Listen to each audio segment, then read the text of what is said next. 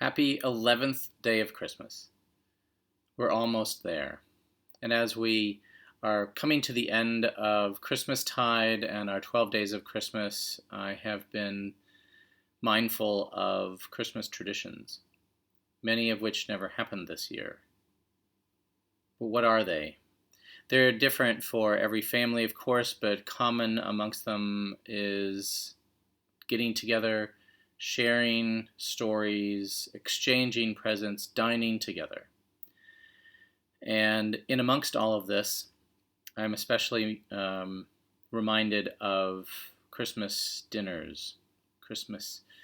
So much of what we do together is surrounds breaking bread and sharing a cup.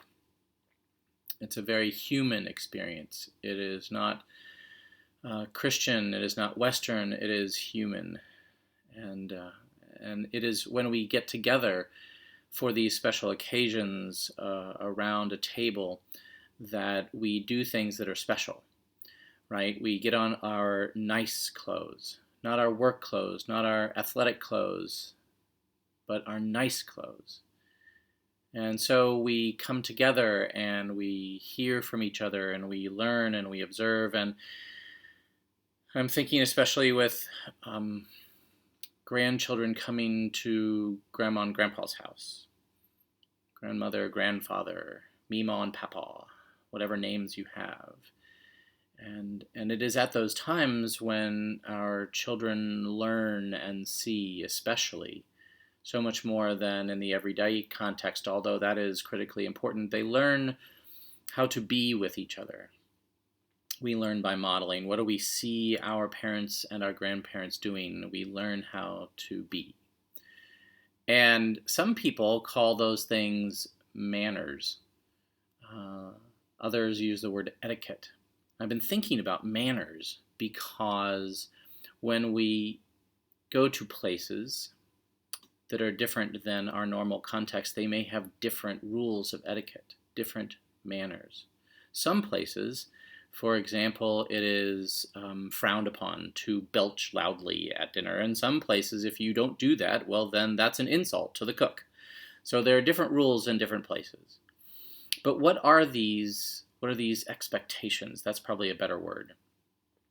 If you had an expectation that the door would be held open by the person in front of you, and instead it was allowed to slam in your face, you might be off-put, you might be angered, you might be confused and bewildered and even hurt by that, and then go on from that event to have a bad mood or a bad experience, then cascade into the rest of your day, because your expectation was that the door would be held open. And so these manners, these etiquettes, these expectations are social lubricant helping humanity exist with each other. And so what do I take when I am in Thailand and I know that I'm about to leave quarantine and go to multiple temples here, Buddhist temples? And the tradition when you come into a Buddhist temple is to reverence the image of the Buddha. And so I've done this before. I've been in these places and I've seen this and observed it. And my first reaction is always, isn't this the violation of the second commandment? A prohibition about making graven images and bowing down to them and worshiping them. And yet, every time I go into the church, I reverence the altar. I bow my head at the name of Jesus. I bow toward the processional cross. I genuflect in front of the reserved sacrament. So how is one thing okay and the other one not? What are we doing with this? And this takes me to the iconoclast controversy. And I promise you, you will not be able to stay awake if you go and research that late at night. The iconoclast controversy said that in the Old Testament universe, the graven images were verboten. That was very clear in the Ten Commandments. But what happens? Does anything change when you have the Son of God? In fact, God himself, the Word made flesh, becoming human. And you see in Jesus, personally, that which is divine. So then, are images, including the image of Jesus Christ, verboten to look at, to render, to uh, to give respect to. And so the church, half of the church thought, nope, graven images, icons, that's bad, that's idolatry, we can't do it. And the other half of the church said, no, it's not the same thing, and it's fine. And there was a huge controversy that went on called the iconoclast controversy. Ultimately, church fathers got together, debated it, and came down on the side of icons and imagery. They said, no, it's okay if we render respect to these images because we are not bowing to the piece of metal or the piece of wood, but rather to what it represents. And that there are different kinds of proskynesis. So what is that? That is a tradition from Persia and in fact the ancient Far East and Mesopotamia that infiltrated the Alexandrian Empire and then the Roman Empire, especially with Constantine, and then the church. And that is when people bow down to the floor even in reverence to someone or something. It's called proskynesis, to prostrate oneself. Okay? So the church said there are different kinds of proskynesis. There's latreia, or adoration, which is worship. And worship is only available, only worthy of God. We don't bow down and worship to these icons or these crosses or these images. We don't do that. We only worship God. There's only adoration for God. But there's another kind of proskynesis called dulia or hyperdulia, which is honor or great honor.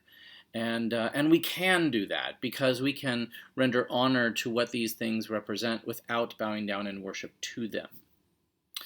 So if you're still with me, I'm thinking about the kind of manners I will have when I visit someone else's house, including houses of worship here in this country. And I encourage you, I commend to you the thought, the practice, the idea of what we are teaching our children in teaching them manners and etiquette, social lubricant, rules and expectations for getting along together, and for respecting the dignity of every human being, even if we disagree with them. And it is in that I think the Christmas spirit can speak to us. I think that it is in the teaching and in the learning about relationship that is the most important thing. Is the rule the most important thing, or is the attention to the other the most important thing? I think it's the attention to the other. I think that's why the rules exist, the expectations exist, the etiquette exists, the manners are done. Because it's not what I want that's the most important, but how the other will experience the day, the moment, the event, the dinner, the anything. If our focus is always on the other and how they are needful of us to be respectful to them, then we will win, regardless of what the rules are, or what the society is, or the expectations. The overarching expectation then is just to love each other. Love each other as we would love ourselves, which happens to be the second great commandment. And so, on this 11th day of Christmas, I bid to you good luck in living and teaching in a way that encourages universal love.